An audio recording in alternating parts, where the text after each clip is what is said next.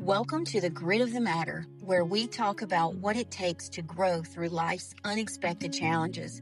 I'm Denise, and this podcast is built on 5 pillars: grace, resilience, intentional, trust, and thrive. These conversations are for inspiration and education only and are not substitute for medical or professional advice. Please consult your qualified provider for your personal needs. If this resonates with you, be sure to like, follow, share, and make sure to turn on those notifications so you never miss an episode. Now, let's get to the grit of the matter. Welcome back, everybody, to the Grit of the Matter. So, starting again does not always mean you failed. Most of the time, we connect starting over with something that we've done wrong. Sometimes life just changes. Sometimes we just have to adjust to something that we never really planned. Starting again doesn't always mean starting from nothing. Before my very first injury, back in 2007, I was a busy mommy, raising 2 small kids, taking care of a family. We'd moved away after my husband and I got married. When my kids were young, we moved a lot. And then when we moved to where we are now, we were a young couple and I was still trying to take care of kids. My husband worked a lot. So I had to do a lot of figuring things out and making it work. Very active, keeping my kids active, trying to do all the things to make them see that a healthy lifestyle was very important to keep them strong. Strong bones, strong body, eating healthier foods, doing things like that. And if you know me, you know stubborn. But I felt like I was just doing what I needed to do to do things that needed to be done. Fitness wasn't really fitness. It was life. It was taking care of my family and taking care of my kids and making sure that we had what we needed. I had no idea years later that those things would become part of my purpose. So a little bit about my beginning is back in 2007, I was getting out of the bath and just shook my foot. Literally just shook my foot getting out of the bathtub just to shake the water off. And I heard this extreme pop, had this severe pain, and my foot locked in place. My toes were pointed out, and my foot was in, and my ankle was in an extended position. My husband literally had to help me get out of the tub because I couldn't put pressure on it at all. But once we got to the ER, they thought, well, maybe it was a strain, maybe it was something along that lines.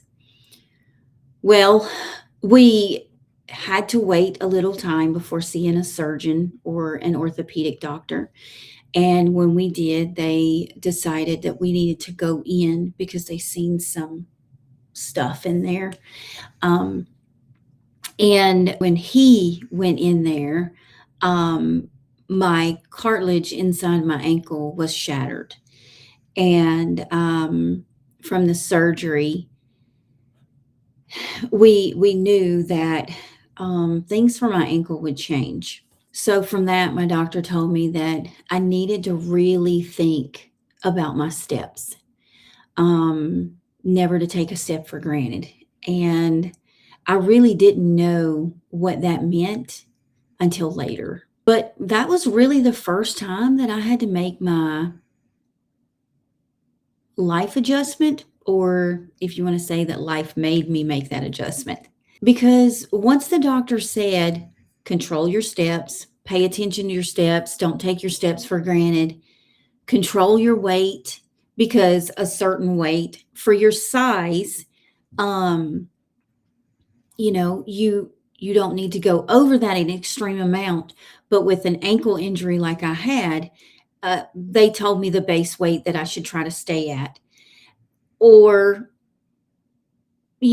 all those things. And then I was also told that my ankle would eventually give out. So, not to take those steps for granted.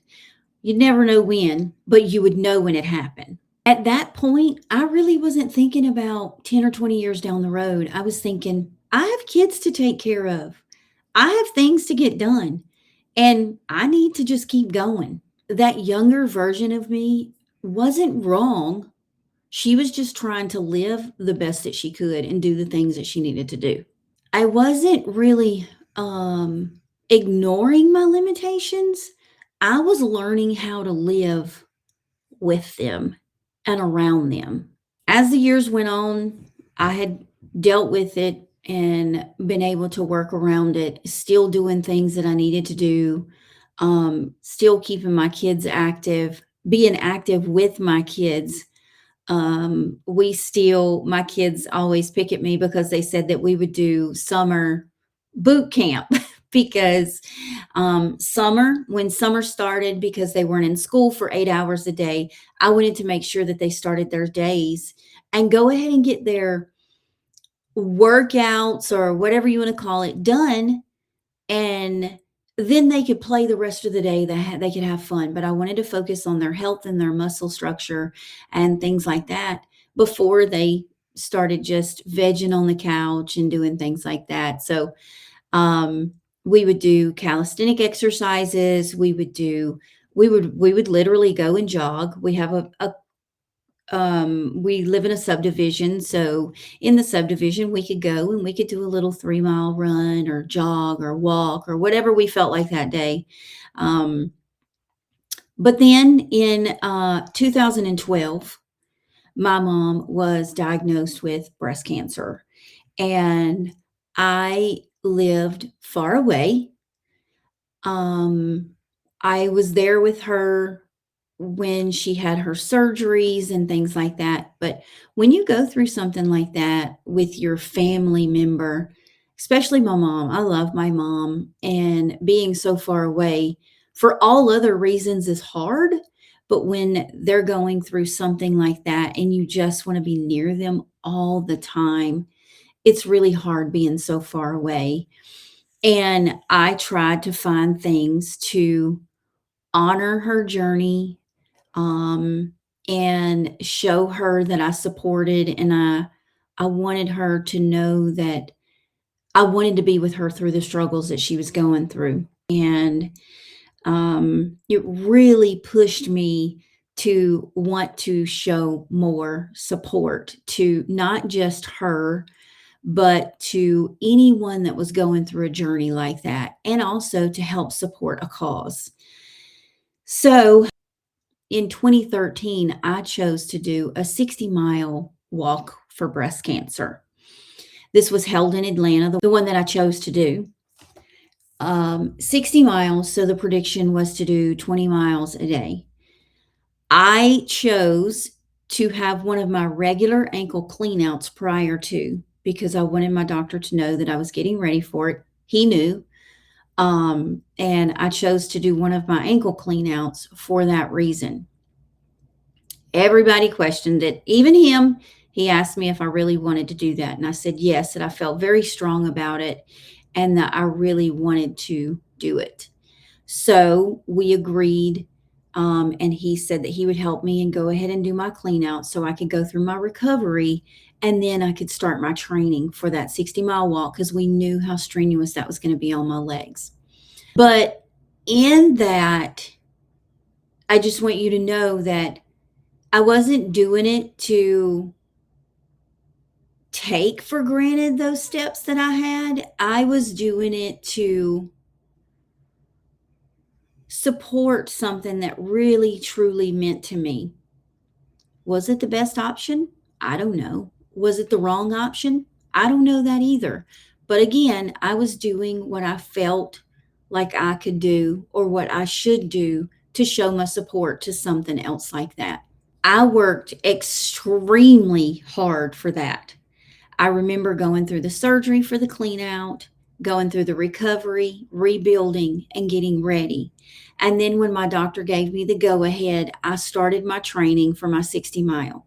Now, when you're doing that, you have to train your body to be able to walk 20 miles at a time. That's not an overnight thing. So I had to start early and start preparing. I remember working all through the summer. I would get up and I would walk and walk and walk. And I would be sore, but I would feel really good about what I was doing and knowing that what I was doing was showing people that journeys are hard. Even though they're hard, you don't have to give up. So I worked all summer to do this. Getting through that, it was in mid October. And after I had worked so hard to do that, completing that was so emotional. I remember crossing that 60-mile marker line, and I just felt, oh my gosh, the feeling that I got with completing that, knowing that knowing what I was struggling with, but also knowing that I was supporting people that were struggling through something so much worse.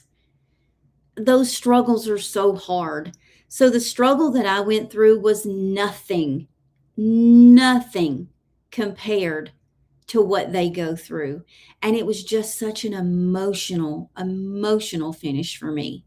And so I really felt like after being told not to take my steps for granted, I chose to use those steps for something that really, truly mattered to me.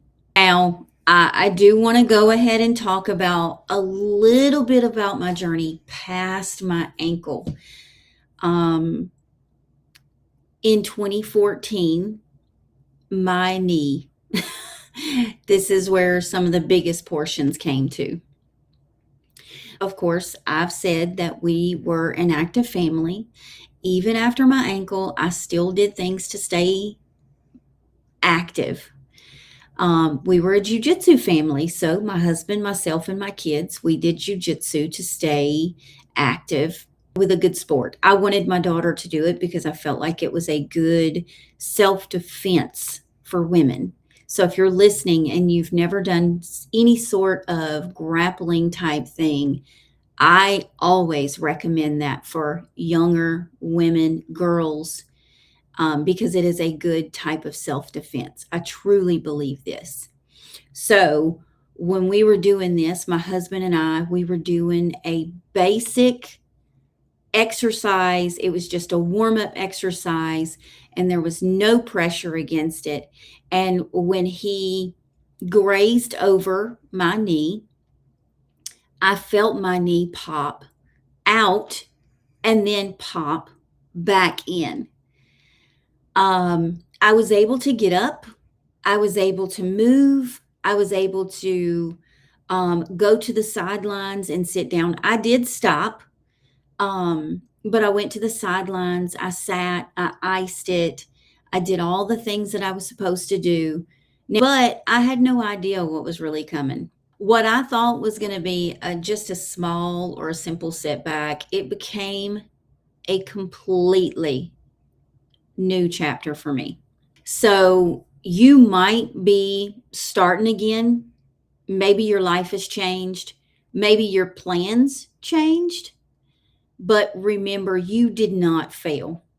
It's not something that you did wrong. So instead of saying, why did this happen? Maybe try asking, what can I do with where I am right now? You're not starting over. You're starting with experience from something that's happened before. Maybe anything that has happened before has brought you to this very moment so you would know that you could build and you could be strong from there.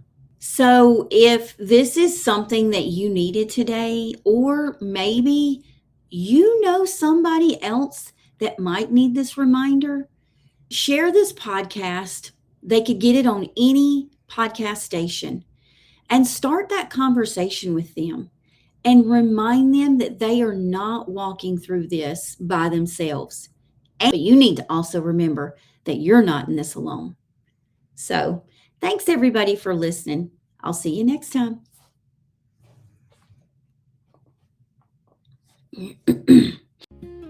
Thank you for being here today. If this episode encouraged you, please share it, leave a review, and turn on those notifications so we can continue to grow together. Remember, strength isn't about being untouched. It's about choosing who you become in the process. And wherever you are in your journey, you are not in this alone. This is the grit of the matter. So, keep moving forward.